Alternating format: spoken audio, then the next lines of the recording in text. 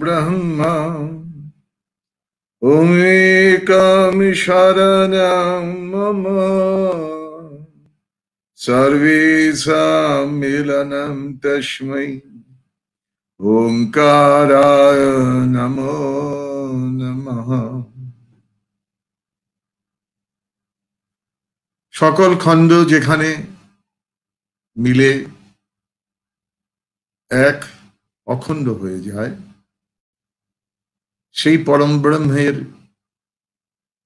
পরম প্রতীক পবিত্র ওঙ্কারের আমি শরণাগত হচ্ছি। ওম শ্রী গুরবে নমঃ। ওম শ্রী গুরবে নমঃ। ওম শ্রী গুরবে নমঃ। যার হইতে করুণায় পবিত্র ওঙ্কার সাধনার সুযোগ, অধিকার এবং শক্তি লাভ করেছি, সেই পরম কৃপালু গুরুদেব পরম পূজ্যপাদ শ্রী শ্রী বাবামুনি অখণ্ড মণ্ডলেশ্বর শ্রী শ্রীমৎ স্বামী স্বরূপানন্দ পরমহংসদেবের আতুল চরণে আমার ভক্তিপূর্ণ শতকোটি প্রণাম নিবেদন করি। যারা আমার এই ক্ষুদ্র বক্তব্য শুনছেন, তাদের প্রত্যেককে শ্রীগুরুর সাক্ষাৎ বিগ্রহ জ্ঞানে আমি আমার শ্রদ্ধাপ্লুত প্রণাম নিবেদন করি। শ্রদ্ধেয় ভ্রাতা মাতা ভগ্নীগণ, আমাদের এই আলোচনা আমাদের আত্মোপলব্ধিকে সহজ সরলভাবে উদ্বোধিত করবে, এই আমাদের আকাঙ্ক্ষা। অখণ্ড দর্শন মানে সহজ হওয়ার দর্শন, সরল হওয়ার দর্শন, শরণাগত হওয়ার দর্শন। আমরা সর্বতোভাবে চেষ্টা করব আমাদের চিন্তায়, বাক্যে, আচরণে, সর্বাবস্থায় আমরা যেন সহজ সরল থাকতে পারি। আমরা গত অধিবেশনে আমরা এই আলোচনায় ছিলাম যে কোনো সুযোগ বা দ্রব্যের প্রকৃষ্ট ব্যবহার, উৎকৃষ্ট দ্রব্যের নিকৃষ্ট ব্যবহার, তা যতই জাঁকজমক এবং আবেগপূর্ণ হোক না কেন, তা কখনোই অখণ্ড দর্শন অনুমোদন করে না। আমরা উৎকৃষ্ট সুযোগকে সর্বোৎকৃষ্টভাবে ব্যবহার করব। আমরা উৎকৃষ্ট দ্রব্যকে তার শ্রেষ্ঠ ব্যবহারে সম্মানিত করব। এটি হচ্ছে আমাদের সাধারণ লক্ষ্য। আমরা গতদিন গুরুজনদের বিশেষ আচরণে সম্বর্ধিত করার আবেগ এবং দুধের মতো উৎকৃষ্ট উপকারী বস্তুর দ্বারা পাদধৌত করার বিষয়াদি নিয়ে পরম পূজ্যপাদ শ্রী শ্রী বাবামুনির জীবন থেকে কিছু রসাস্বাদন করার চেষ্টা করেছিলাম। ভ্রাতা মাতা এবং ভগ্নীগণ, শ্রী শ্রী বাবামুনি অত্যন্ত সুস্পষ্টভাবেই বলেছেন, ধার্মিকতাই হচ্ছে জগতের শান্তির মূল। এখন প্রশ্ন হতে পারে, এত মন্দির, এত ধর্মস্থান বেড়েছে, এত ধর্মীয় অনুষ্ঠান বেড়েছে, জগতে শান্তি কোথায়? এই প্রশ্নের উত্তর খুঁজতে হলে আমাদেরকে বুঝতে হবে যে আমরা ধার্মিক হয়েছি কিনা। ধরুন, গায়ত্রী উচ্চারণ করে একজনকে হিন্দু করা যেতে পারে, কিন্তু তার ফলে তিনি ধার্মিক হবেন কিনা এর নিশ্চয়তা থাকে না। কলেমা পড়ে একজন মুসলমান হতে পারে, কিন্তু তার ফলে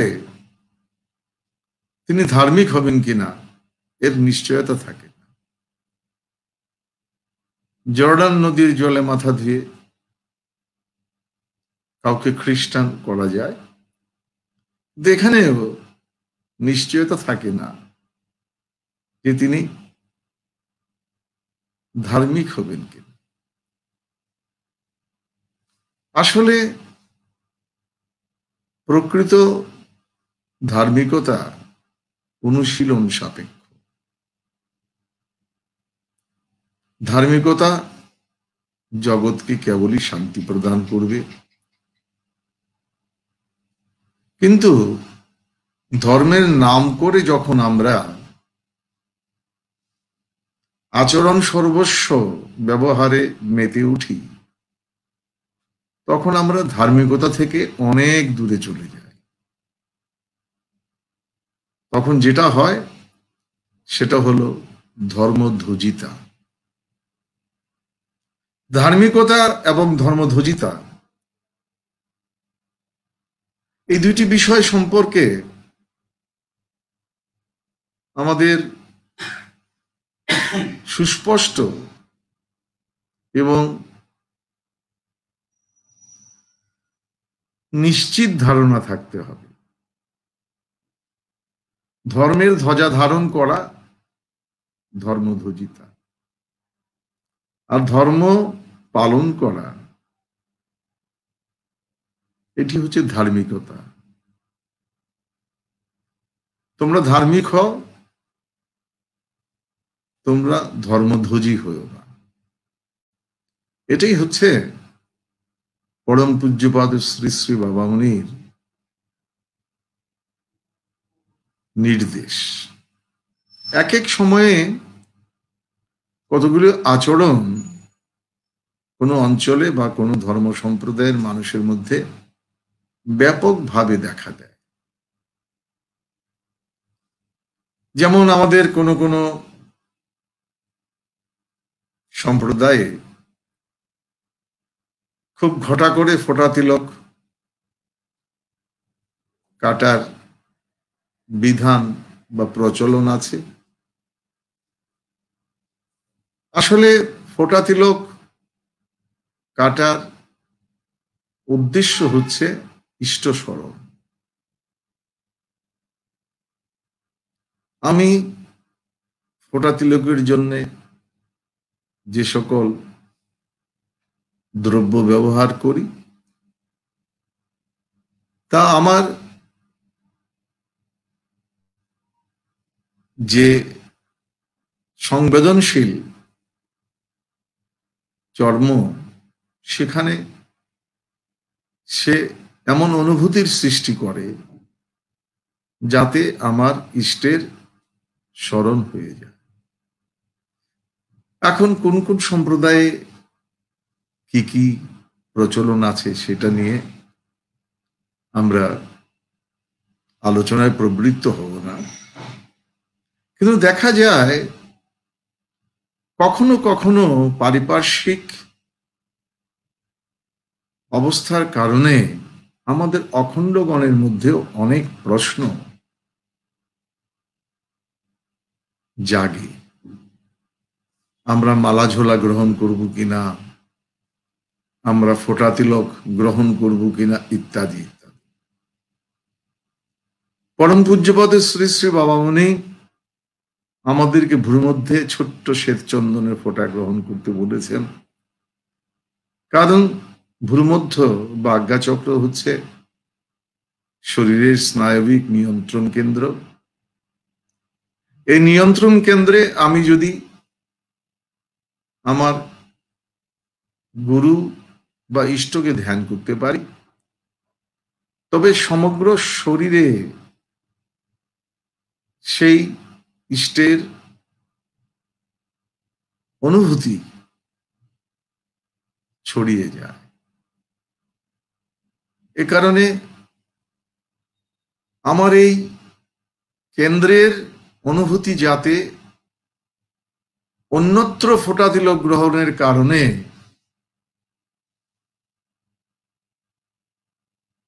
নষ্ট না হয় অথবা বিভ্রান্ত না হয়, সেজন্য একমাত্র ভ্রুমধ্যেই আজ্ঞাচক্রে আমরা শ্বেত চন্দনের ফোঁটা গ্রহণ করি। এখন কোন কোন সম্প্রদায়ে মালা ঝোলা ইত্যাদির প্রাবল্য আছে গ্রহণের, কিন্তু পরম পূজ্যপাদ শ্রী শ্রী বাবামণি আমাদেরকে যা নির্দেশ দিয়ে গেছেন, তার বাইরে কোনো কিছু চিন্তা করা মানেই হচ্ছে আমাদের সাধন নিষ্ঠাকে ব্যাহত করা। অনেকে তো হয়তো বলবেন যে আমারটা তো আমি করছি, তারপর সেটাও করলাম না। আপনি যে মুহূর্তে গুরুদত্ত সীমা লঙ্ঘন করলেন, তৎক্ষণাৎ আপনার ইষ্টনিষ্ঠা হানি শুরু হয়ে গেল। আপনার আমার চিন্তা ভাবনা, দেহ মন প্রাণ শুধু গুরু ভাবনাতেই সন্তুষ্ট থাকবে, এর বাইরে যাওয়ার সুযোগ নাই। আমাদের মধ্যে ভ্রান্ত অহংকার অনেক সময় মনে করে গুরুর কাজ তো করেছি, না, গুরুর কাজ কখনো পুরোপুরি শিষ্য করতে পারে না। কারণ গুরু অনন্ত, গুরু অসীম, গুরু অক্ষয়, গুরু অব্যয়, গুরু অতিক্রমীন, তাকে অতিক্রম করা যায় না। কাজেই গুরু বাক্যে সন্তুষ্ট থাকা এটা আমাদের জন্য একান্ত প্রয়োজন। এই সীমা লঙ্ঘন করলেই সাধন জগতে পতন অবশ্যম্ভাবী। ছোট্ট একটি রূপক ঘটনা। শ্রীরামচন্দ্র বনবাসে আছেন, সোনার হরিণ ধরার জন্য সীতার আবদারে তিনি ছুটে গেছেন। প্রহরায় আছেন শ্রী লক্ষ্মণ। হঠাৎ চিৎকার শ্রীরামচন্দ্রের আর্তকণ্ঠ। চঞ্চল হলেন শ্রীমতী সীতা দেবী। তার চাপে পড়ে শ্রী লক্ষ্মণকে নিজের অনিচ্ছায় ছুটে যেতে হলো, যদিও তিনি জানতেন শ্রীরাম কখনোই বিপন্ন হন না। কিন্তু যাওয়ার আগে তিনি তার দায়িত্ব পালন করে গেলেন। সীতার রক্ষণাবেক্ষণের দায়িত্ব শ্রীরাম তাকে দিয়ে গিয়েছিলেন, শ্রী লক্ষ্মণ সেটা জানতেন। কিন্তু মাতৃসমা ভ্রাতৃবধূর নির্দেশে তাকে যেতে হচ্ছে। তিনি একটা সীমা এঁকে দিয়ে গেলেন এবং অনুরোধ করলেন যে এই সীমাটি তুমি লঙ্ঘন করবে না। সবই তো পূর্ব পরিকল্পিত। যেই না শ্রীরামকে খোঁজার জন্য শ্রী লক্ষণ বেরিয়ে গেছেন, তৎক্ষণাৎ দুর্বৃত্ত রাবণ সেখানে হাজির হলেন সন্ন্যাসীর বেশে। তার আবেদনে নিবেদনে, তিনি ভিক্ষা প্রার্থী, তার আবেদনে নিবেদনে সীতা দেবী লক্ষণের সাবধান বাণী ভুলে গেল। যে সীমাটি দেয়া হয়েছিল, রাবণ জানতেন এটি স্পর্শ করা মাত্র তিনি ধ্বংস হয়ে যাবেন। তাই এই গণ্ডির ভিতরে রাবণ আসতে চাইছেন না, কিন্তু বিপন্ন প্রার্থীর অভিনয়ে সীতা দেবীকে তিনি তার মনটিকে তিনি গলিয়ে দিলেন। সীতা দেবী সেই আর্তজনকে সাহায্য করার জন্য যেই না গণ্ডি অতিক্রম করেছেন, তৎক্ষণাৎ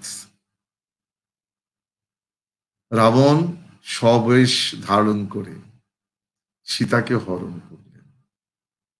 দেখুন, যে কোনো কারণেই হোক গণ্ডি লঙ্ঘিত হয়েছে। সীতা দেবী যদি গণ্ডি লঙ্ঘন না করতেন, তবে সীতা অপহরণ করা যেত না।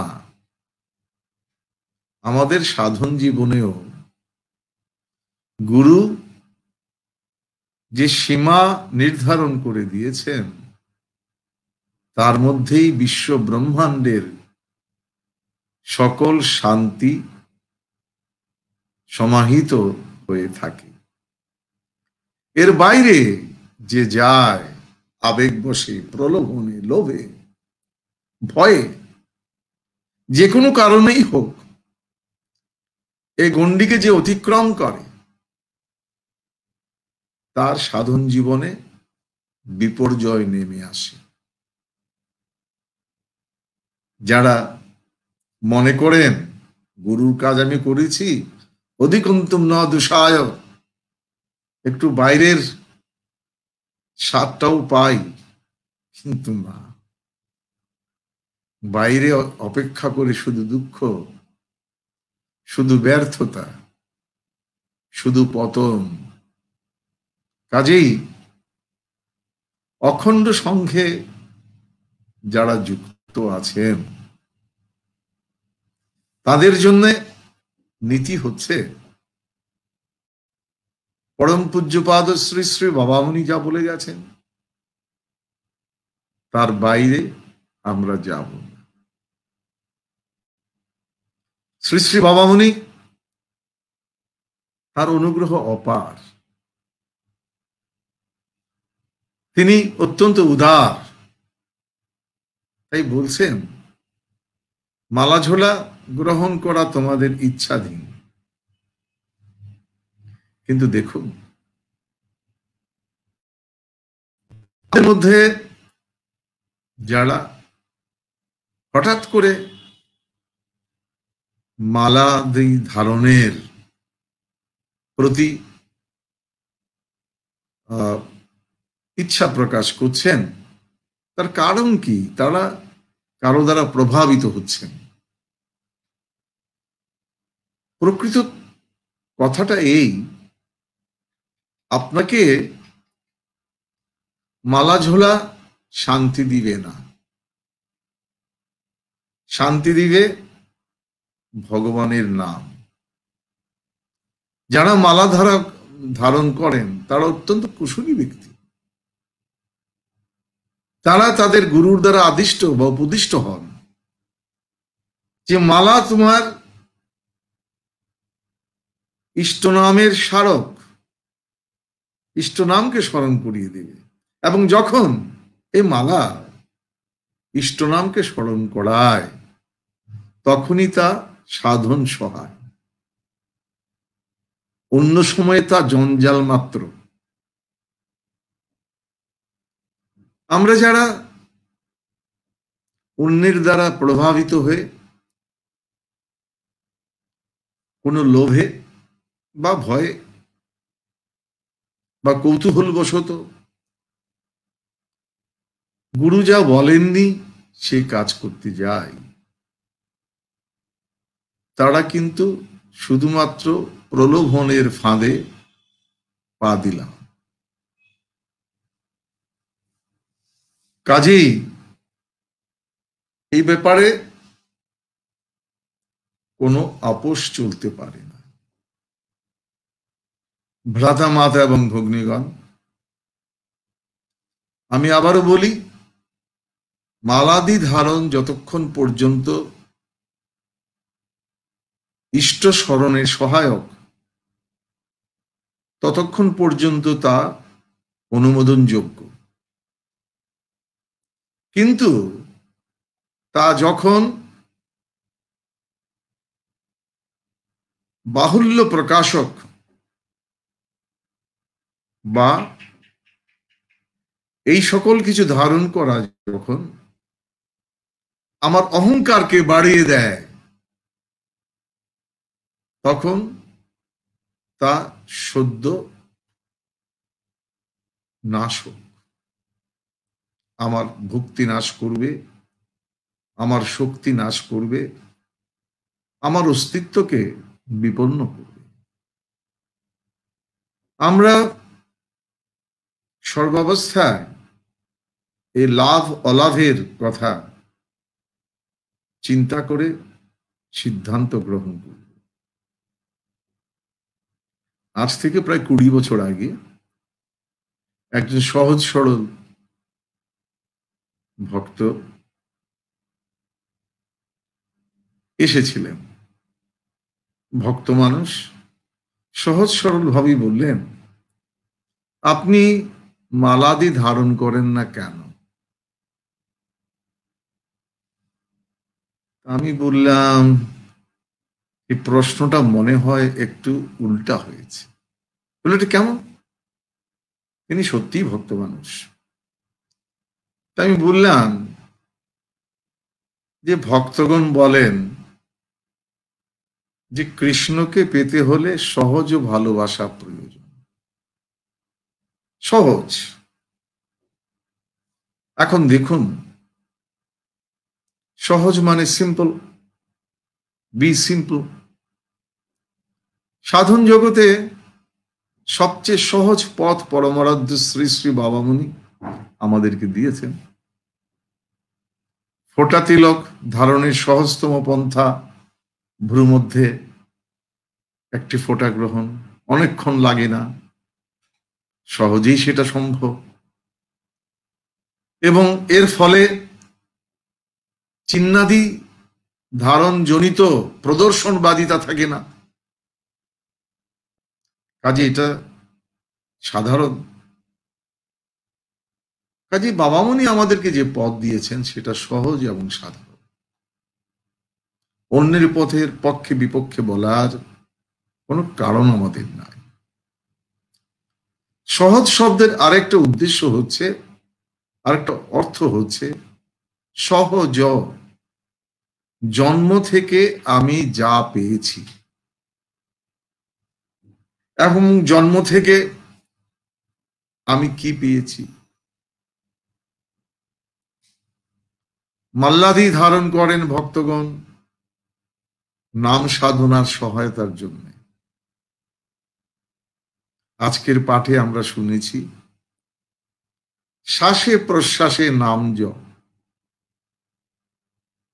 যখন জন্ম হয়েছে আমার আপনার শ্বাস প্রশ্বাসের প্রক্রিয়াটা শুরু হয়েছে। যতদিন বেঁচে থাকব এই প্রক্রিয়াটা সঙ্গী হয়ে থাকবে, ছেড়ে যাবে না। এ শ্বাস যদি চলে যায় আমি আর নাই। সহজ, জন্ম থেকে যা আমার সঙ্গে আছে। কাজেই নামের সহায়ক এই সহজ সম্পদটা আমরা গ্রহণ করব। মালাঝোলা বাইরের জিনিস কেন গ্রহণ করা? আবশ্যক মনে করলে আপনি করবেন, সে কথা আলাদা, কিন্তু সাধারণভাবে এবং স্বাভাবিকভাবে যে সহজাত ধন শ্রী ভগবান আমাদের দিয়েছেন, সেই শ্বাস প্রশ্বাসই হচ্ছে আমার শ্রেষ্ঠ সহায়িকা শক্তি। মালা, ফোঁটা, তিলক ইত্যাদি কখনো কখনো প্রদর্শনবাদিতার কারণ হতে পারে, কিন্তু শ্বাস প্রশ্বাস তো কখনো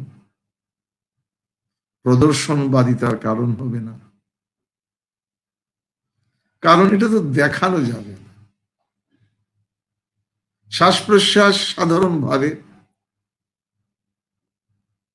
স্বাভাবিকভাবে অপরের অদৃশ্য ভাবেই আমাদের মধ্যে চলে। কোনো কোনো সম্প্রদায়ে শ্বাস প্রশ্বাসের হঠকারী ব্যবহার আছে, কিন্তু সেটা আমাদের ক্ষেত্রে নয়।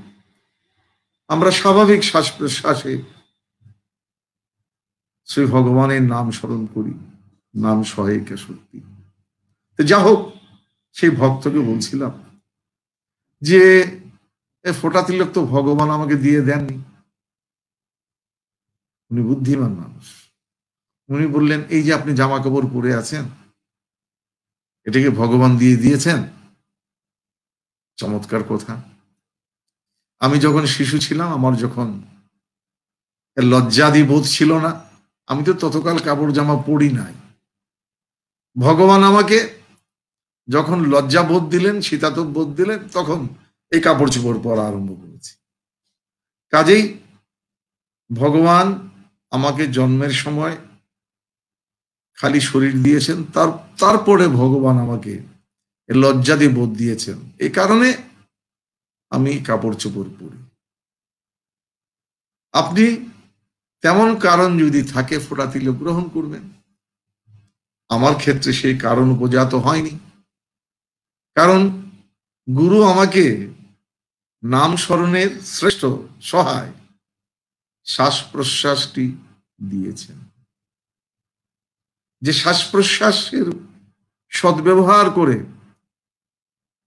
আমৃত্যু গুরু কৃপায় নামের স্মরণ চলতে পারে। ভ্রুমুদ্রা আজ্ঞাচক্রে ফোঁটা ধারণ করে